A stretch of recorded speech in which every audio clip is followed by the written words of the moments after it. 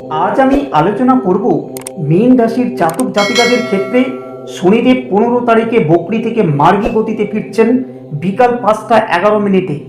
তার প্রভাব আপনার জীবনে কি কি আসতে চলেছে। 27 ডিসেম্বর শতভিসা নক্ষত্র ছেড়ে পূর্ব ভাদ্রপদ নক্ষত্রে প্রবেশ করছে, তার প্রভাবে আপনার জীবনে কি কি ঘটতে চলেছে।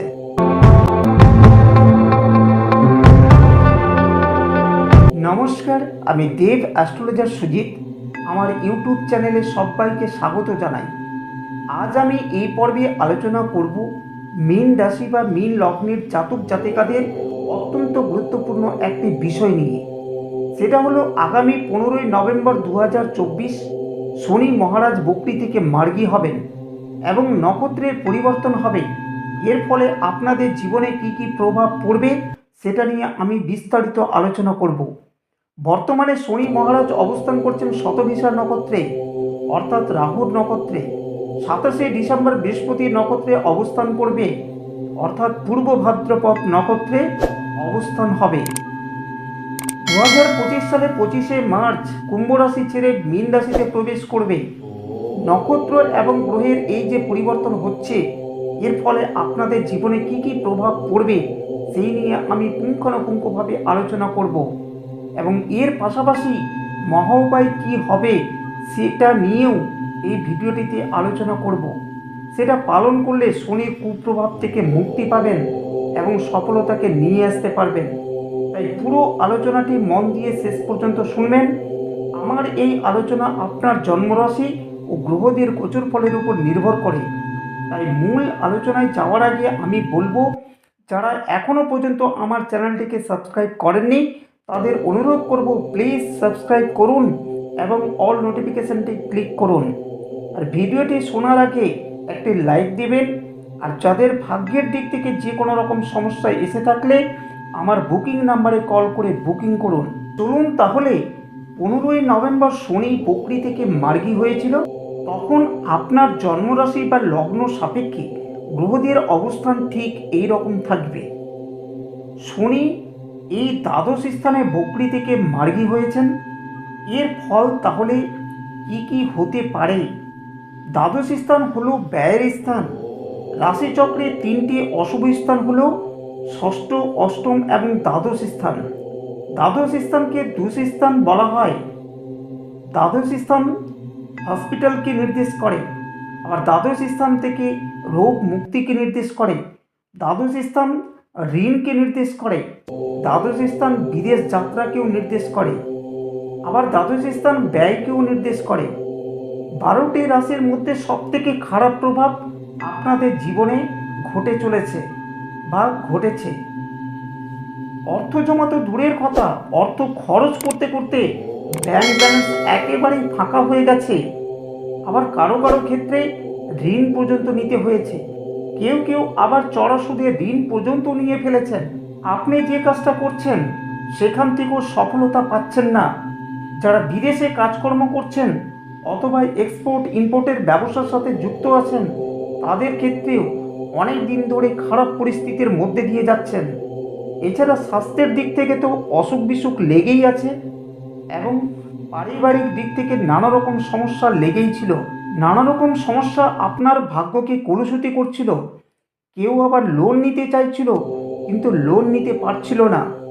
মারাত্মকভাবে শত্রু বেড়ে গিয়েছিল। কাছের লোক, নিজের লোক, পরিচিত লোক সবাই আপনার শত্রু হয়ে গিয়েছিল।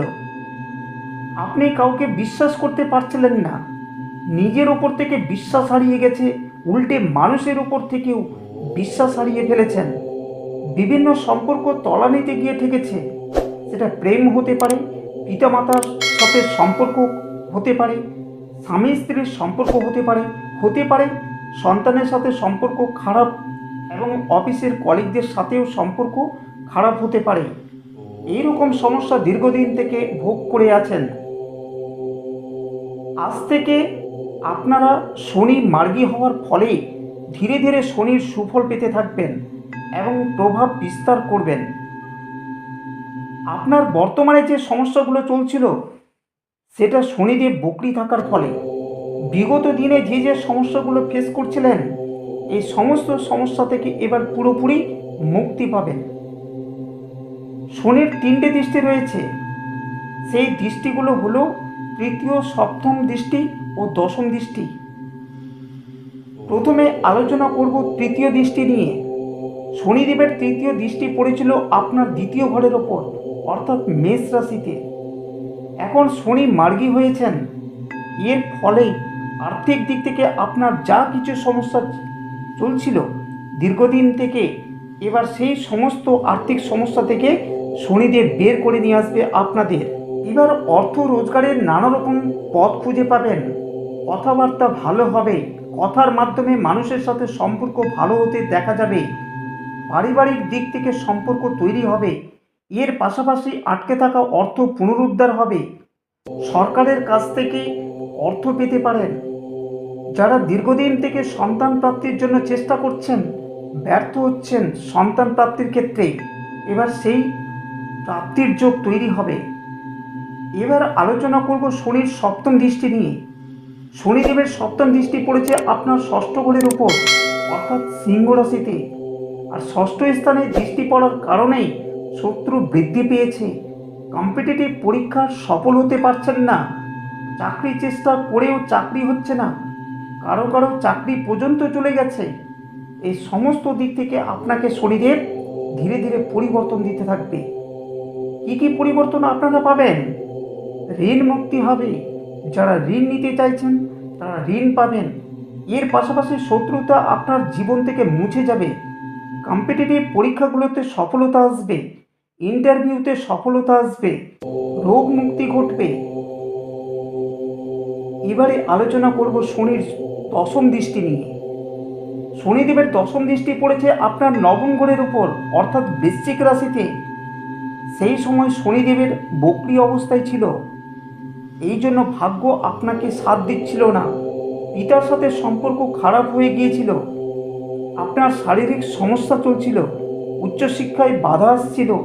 বিদেশ যাত্রায় বাধা আসছিল। কারোর সাথে সম্পর্ক ঠিকমতো রাখতে পারছেন না। বাড়িতে কোনো মাঙ্গলিক কাজ হচ্ছে না। যারা বিবাহ করতে চাইছে কিন্তু বিবাহে বাধা আসছিল। এই সমস্ত ক্ষেত্র যেমন ঠিক হবে, তেমনি সেই সমস্যাগুলো থেকে বেরিয়ে এসে আমি যা কিছু বললাম সেইগুলো সুন্দরভাবে আবার পজিটিভ হতে থাকবে।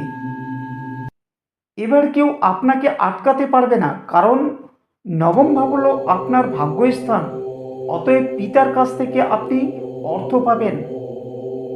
শনিদেব আপনার চোখের জল মুছে দেবে, কারণ দীর্ঘদিন থেকে আপনার সম্পর্কের লোকেরা এমনভাবে কটু কথা, মিথ্যা অপবাদ দিয়ে যেভাবে চোখের জল ফেলে দিয়েছিল, এবার সেই জলের দাম দেবে শনি মহারাজ। তবে আপনাদের বলবো, শনিদেবের সুপ্রভাবকে যদি আরও ভালো করে পেতে চান তাহলে প্রতিদিন স্নান সেরে হনুমান চালিসা পাঠ করবেন। সেই সাথে সকালে কাক পক্ষীদের জল খাবার দেবেন। এই কাজগুলো যদি প্রতিনিয়ত করতে পারেন তাহলে আপনাদের জীবনে অত্যন্ত অত্যন্ত ভালো ফল পাবেন। মীন রাশি বা মীন লগ্ন নিয়ে এতক্ষণ ধরে যে আলোচনা করলাম তা আপনার জন্মরাশি ও লগ্নের উপর নির্ভর করে এবং শনির গোচর ফলের উপর নির্ভর করে।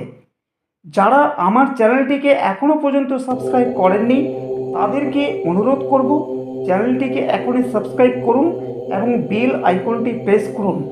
আর ভিডিওটিতে লাইক না করে থাকলে একটি লাইক করুন। আলোচনাটি এখানে সমাপ্ত করলাম। ততক্ষণে আপনারা ভালো থাকুন, সুস্থ থাকুন। ধন্যবাদ।